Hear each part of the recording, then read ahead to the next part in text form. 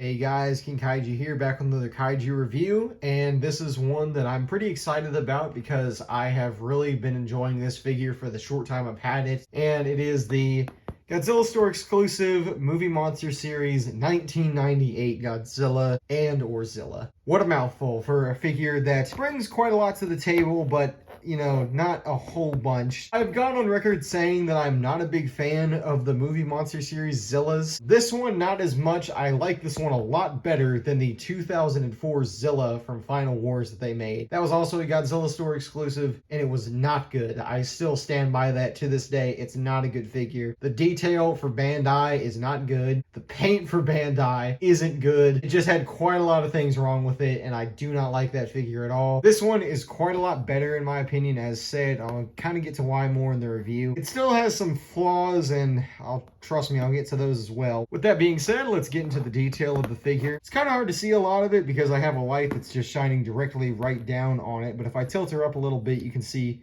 a lot of great things about the detail of this figure. The Godzilla Store exclusive Final Wars Zilla is not a good figure, and one of the many reasons why is the detail on it is very, very shit. This one has quite a lot better detail. It looks a lot more like Zilla. I don't think the first release does as much, but you can really see, especially on this side, the whole face just looks miles better in my opinion. The dewlap looks good, the chest is really nice, but the figure, and this is probably the weakest thing about it, it kind of falls apart in terms of paint. It does have eye paint. The eyes are painted. They have a nice little white shine in the middle there. The teeth are also painted pretty nicely. No tongue paint though, no paint in the mouth whatsoever. The claws are painted, all of them. I think even the dew claw is, yep. But the back is not at all painted practically. It has some blue highlights on the tips of the spikes, but not all the way down, and the tail has nothing. Absolutely barren. I'm not a huge fan of the fact that they keep zoning out the paint. They don't paint them very well. It is what it is, and like I said, I still think that this Zilla figure is miles better than the first one, and for that reason, I got it. I'm still happy with the purchase. I'm glad that I have a Zilla figure in my collection, and especially one that looks as good as this, but